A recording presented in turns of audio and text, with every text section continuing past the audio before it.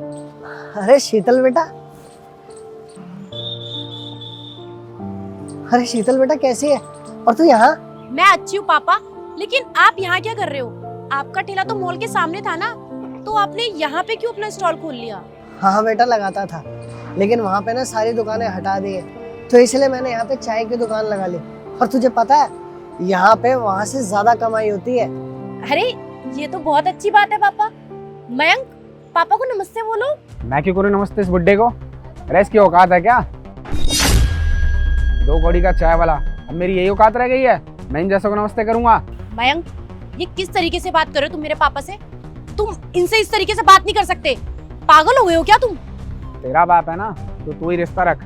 मेरा रिश्ता सिर्फ और सिर्फ तेरे से है, बाकी किसी से मेरा कोई मतलब नहीं है, समझी? अरे लेकिन फिर भी वो पापा है मेरे। अरे रहने दे शीतल बेटा, मत लड़ो तुम दोनों। लगता है दामाद जी का मूड खराब है, वरना ये मुझसे ऐसे बदतमीजी से बात नहीं करते हैं। अबे वो बुड्ढे, अपनी ना औकात में रह। अब तेरे जैसे मामूली चाय वाले मुझे दामाद जी बोलेंगे क्या? यही औकात रह गई है मेरी? अबे तू शुक्र मना, तेरी बेटी से मेरी शादी हो गई है, इसलिए मजबूरन मुझे यहाँ रुकना पड़ रहा है, वरना जैसी तेरी हरकत है ना और जैसी तेरी औकात है, तुझे तो मैं अपने घर में भी ना घुसने दूं। और हाँ, तुम्हारी जानकारी के लिए बता दूं, आज के बाद ना किसी के सामने मुझे दामाद जी मत बोल दियो, समझ गया? तुम्हारी हिम्मत कैसे है मेरे पापा से इस तरीके से बात करने की?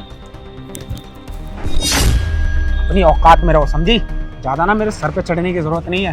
तुम्हें कुछ बोलता नहीं होता, इसका मतलब ये नहीं कि तुम सर पे चढ़ती जाओगी। दामाद जी, आपकी हिम्मत कैसे हुई मेरी बेटी को थप्पड़ मारने की? मैंने अपनी बेटी से आज तक ऊंची आवाज में बात तक नहीं की और आपने इसे थप्पड़ मार दिया। और आपको क्या लगता है हम लोग गरीब हैं तो इसका मतलब सब कुछ बर्दाश्त कर लेंगे? पापा, पता नहीं इनको क्या हो गया है। आज तक इससे पहले इन्होंने मुझसे कभी ऊंची आवाज में बात नहीं करी। यहाँ तक कि मेरे को जरा सी चोट भी आ जाती है ना, तो ये खुद परेशान हो जाते हैं।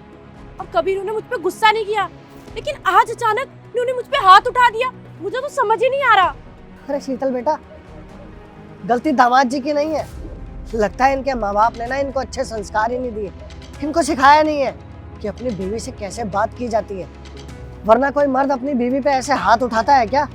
पापा जी, आप संस्कार की बात ना ही करो ना तो बहुत अच्छा रहेगा, क्योंकि आपने जो अपनी बेटी को संस्कार दिए हैं ना, बहुत अच्छे से जानता हूँ मैं कि कितनी संस्कारी है आपकी ये बेटी। अरे आखिर ऐसा क्या कर दिया मेरी बेटी ने जो आप इस तरह से बात कर रहे हैं उससे? अरे क्या कुछ नहीं कर दिया आपकी बेटी ने। जैसा आज आप फील कर रहे हैं ना, वैसा हर रोज मैं खुद के घर में फील करता हूँ। ये मेरे माँ बाप की जरा सी भी इज्जत नहीं करती है, उनको उन्हीं के घर में नौकर की तरह ट्रीट करती है। यहाँ तक तो ठीक था, लेकिन कल तो उसने हद ही कर दी। मेरी मम्मी ने 1 गिलास पानी मांगा, अरे 1 गिलास पानी नहीं दे सकी है मेरी माँ को, ऊपर से इतना उल्टा सीधा सुनाया कि मेरी माँ की आंखों से आंसू निकलने लगे। और इतना ही नहीं, जब मैं अगले दिन अपने घर आया तो मेरे मम्मी पापा गांव जा चुके थे, वो भी सिर्फ और सिर्फ आपकी बेटी की वजह से।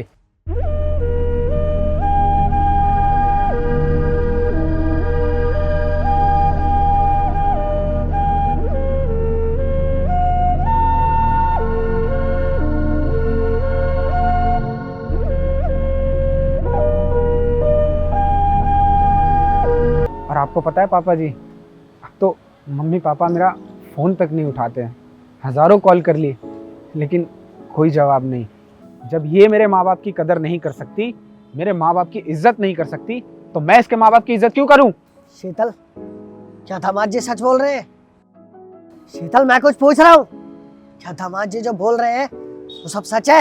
अरे ये क्या बताएगी पापा जी, इसकी चुप्पी बता रही है कि गलती इसी की है। शीतल, मैंने तुझे कभी ऐसे संस्कार नहीं दिए थे।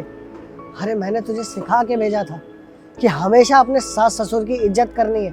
अरे जितना लाड प्यार तू हमसे करती है, उतना ही लाड प्यार अपने सास ससुर से भी करना होता है। आज तेरी वजह से ना मेरी परवरिश पे उंगली उठ रही है। मैंने तुझे ये सब नहीं सिखाया था बेटा, और मैं ये कभी बर्दाश्त नहीं कर सकता। आज से तेरा और मेरा रिश्ता खत्म। नहीं नहीं पापा जी, प्लीज मुझे माफ कर दीजिए। मुझसे बहुत बड़ी गलती हो गई, मुझे अपनी गलती का एहसास हो गया है। और आज मुझे पता चला कि मैं मम्मी जी और पापा जी के साथ कितना गलत व्यवहार करती थी, उनको नीचा दिखाती थी और उनको बहुत सुनाती थी। लेकिन आज जब वही व्यवहार मयंक ने आपके साथ करा तो मुझे एहसास हुआ कि मैं कितनी गलत थी। मुझे ऐसा भी मम्मी जी और पापा जी के साथ नहीं करना चाहिए था।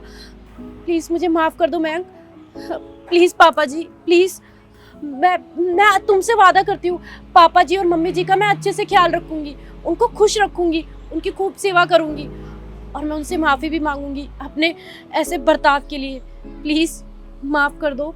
देखो शीतल, मैं तुमसे कुछ ज़्यादा नहीं चाहता, मैं सिर्फ इतना ही चाहता हूँ कि तुम मेरे माँ बाप को खुश रखो और साथ साथ खुद भी खुश रहो।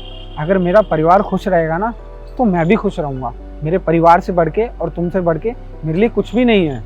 और पापा जी, आप प्लीज़ मुझे माफ़ कर दीजिए, मैंने आपके साथ ऐसा बिहेव किया। मैं आपके साथ ऐसा नहीं करना चाहता था, लेकिन मैं क्या करूं, मेरे पास और कोई रास्ता भी नहीं था। मुझे यही रास्ता सही लगा इसको सबक सिखाने के लिए। कोई बात नहीं बेटा, आप माफ़ी मत मांगो। अगर आज आप ये सब नहीं करते ना तो इसको कभी समझ में नहीं आता कि ये कितनी बड़ी गलती कर रही है। ठीक है पापा जी, अब हम चलते हैं।